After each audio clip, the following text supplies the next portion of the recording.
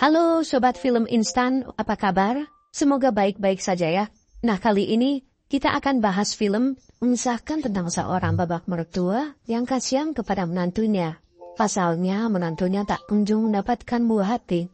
Selain itu, karir suaminya juga kurang bagus, walaupun ia bekerja di kantoran. Hingga akhirnya si bapak mertua membantunya secara materi dan cocok tanam untuk membuahkan hasil yang maksimal. Apa yang terjadi oleh mereka? Tapi jangan lupa bantu like dan subscribe channel ini ya sob, biar Mimin makin semangat lagi. Gak usah banyak omong-omong, langsung gas kita putar filmnya.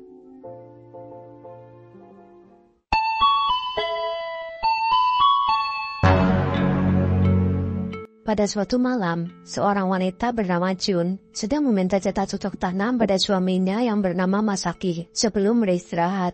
Tepatnya jam 10:09, sang suami berharap bisa membuahkan hasil dari kegiatannya itu. Di saat yang bersamaan, terlihat seseorang yang ternyata menyaksikan kegiatan di balik pintu kamar. Hanya sekitar 10 menit saja kegiatan itu berlangsung. Lalu si suami pun segera tidur dan si istri bangun untuk membersihkan diri. Seseorang di balik pintu adalah ayah mertuanya yang memang tinggal bersama mereka. Pada beberapa kesempatan, si bapak mertua mulai memahami mengapa mereka tak kunjung diberikan buah hati. Di pagi harinya, dengan rutinitas yang biasa dilakukan, Jun telah mempersiapkan teh hangat dan sarapan untuk suaminya. Namun mertuanya tak kunjung bergabung untuk makan dan memilih bermain HP dulu di kamarnya, yang membuat Masaki geram dengan kesibukan ayahnya yang tidak jelas. Masaki menganggap ayahnya tidak peka kepada mereka. Gaji Masaki tidak terlalu besar, dan sebenarnya ia membutuhkan bantuan uang dari ayah kandungnya itu. Setelah itu, si bapak keluar dari kamarnya dan masih fokus pada handphonenya. Sebagai menantu yang baik, Jun selalu mempersiapkan sarapan untuk bapak mertuanya. Hal itu sudah ia lakukan sekitar sebulan, semenjak si bapak memutuskan untuk tinggal bersama mereka. Diceritakan bahwa ibu Masaki telah meninggal 2 tahun silam. Ayahnya lontang-lantung karena tidak punya rumah untuk ditinggali. Bahkan ia tidak menghadiri pemakaman istrinya. Namun tiba-tiba ia datang 1 bulan yang lalu dan meminta agar ia bisa tinggal bersama mereka. Saat Jun pulang dari pasar, si mertua sudah berpakaian rapi dan bilang kalau ia akan pergi keluar sekitar 2 jam untuk membeli laptop yang baru agar lebih nyaman saat melakukan pekerjaan online-nya. Hal itu membuat Jun sedikit tercengang karena Jun pun sama sekali tidak mengerti bisnis yang digeluti mertuanya itu. Saat semua orang tidak berada di rumah, Jun kembali melakukan senam 5 jarinya. Namun tiba-tiba, si mertua kembali karena dompetnya tertinggal dan melihat apa yang Jun lakukan. Hal itu sontak membuat Jun menjadi panik dan malu.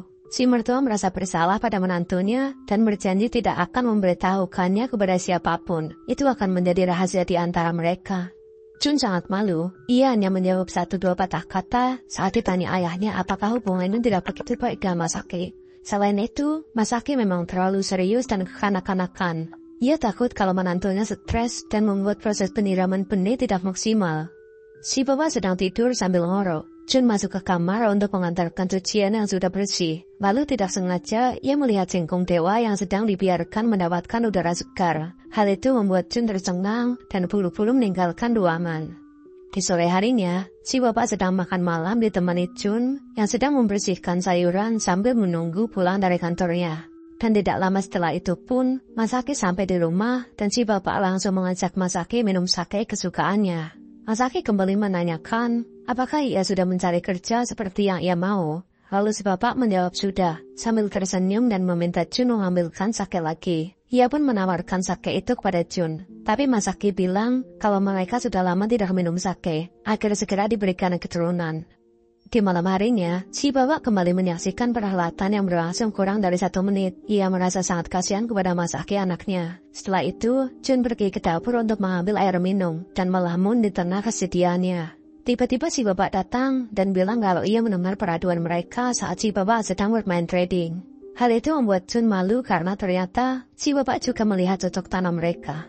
Si bapak pun berpikir kalau ia harus memberikan solusi dari permasalahan menantunya itu. Walaupun mereka sudah cek ke dokter dan jawabannya hanyalah masalah waktu. Namun ia pikir kalau dia bukanlah solusi yang tepat. Si bapak akhirnya meminta Jun mencoba singkong dewanya. Walaupun Jun tidak mau, si bapak akhirnya bisa membujuknya dan melangsungkan cocok tanam untuk pertama kalinya dengan dalih membantu keluarga Masaki. Di hari berikutnya, Masaki terlihat mengkhawatirkan Jun karena ia tiba-tiba menjadi pendiam. Masaki takut kalau istrinya sakit, namun Jun bilang tidak apa-apa, ia sehat-sehat saja. Selain itu, Masaki merasa aneh karena ayahnya baru saja membeli laptop baru. Ia pikir kalau ayahnya dapat uang dari mana, karena Masaki yang bekerja pun tak bisa menyisihkan uang sebanyak itu. Setelah itu Masaki berangkat bekerja dengan terburu-buru. Sepertinya Masaki dari rumah, Jun mulai merasa tidak nyaman dan meminta agar bapak mertuanya itu tidak melakukan cocok tanam lagi. Namun si bapak tetap saja mengabaikannya, lalu segera menjambu lahan Jun tanpa perlawanan yang berarti, dan menyuruh Jun datang setelah bermain dengan Masaki. Hingga di hari berikutnya, setelah cocok tanam dengan Masaki, Jun mulai sadar betapa tidak berdayanya Masaki. Dan dengan berat hati pun, ia pun datang untuk memberikan kesempatan penanaman benih si bapak mertua. Di sore harinya, dengan wajah tampak murung, Masaki mendatangi istrinya yang saat itu sedang memasak, dan ayahnya pun berada di situ. Perusahaan sedang memperlakukan pengurangan karyawan. Tak luput Masaki pun diberhentikan. Hal itu malah membuat ayahnya menertawakannya yang sedang dalam kesusahan. Pasalnya Masaki juga memiliki hutang yang harus dibayar. Masaki pun tak terima dan ikut menyalahkan ayahnya yang sama sekali tidak membantu apapun. Hal itu membuat si ayah beranjak ke kamarnya untuk mengambil laptop dan memperlihatkan profit sahamnya kepada Masaki yang tidak mengetahui dunia persahaman. Masaki sontak kaget dan tidak percaya kalau ayahnya mempunyai uang sebanyak itu. Masaki sangat senang karena ayahnya akan membantunya membayar sewa rumah, serta mengajarkan ilmu yang ia miliki kepadanya. Begitupun Jun, ia juga kagum dengan sang mertua. Padahal awalnya mereka berdua selalu berpikir yang tidak-tidak tentangnya. Cocok tanam Masaki pun berlanjut di malam harinya, dan seperti biasa, Jun akan datang bermain dengan ayah mertuanya setelah itu. Rasa canggung-mencanggung dengan si bapak berlanjut sampai keduanya tidak merasa canggung sama sekali. 6 bulan pun berlalu, hal yang diinginkan Jun dan Masaki akhirnya bisa terwujud. Saat Masaki sedang diajari trading oleh ayahnya, Jun pun datang membawa hasil tesnya. Hal itu membuat mereka semua merasa sangat bahagia. Masaki masih bekerja sebagai karyawan, namun tabungannya akan digunakan untuk menambah modal ayahnya. Ia pun segera berangkat kerja, dan setelah itu, saat Jun dan si bapak akan pergi jalan-jalan, Jun meminta kepastian kepada si bapak karena ia ingin selalu bercocok tanam dengan mertuanya itu. Sungguh singgung dewa yang tiada bandingannya. Dan film pun selesai. Ya, film yang sangat membagongkan, asli Mimin pun pusing lihat film ini. Ya yang penting ada adegan adu mekaniknya lah ya. Film pergelian tapi dengan sentuhan misteri-misteri gitu lah ya. Kalau bahas film-film kayak gini lagi gimana ya kira-kira? Tinggalin di komen ya.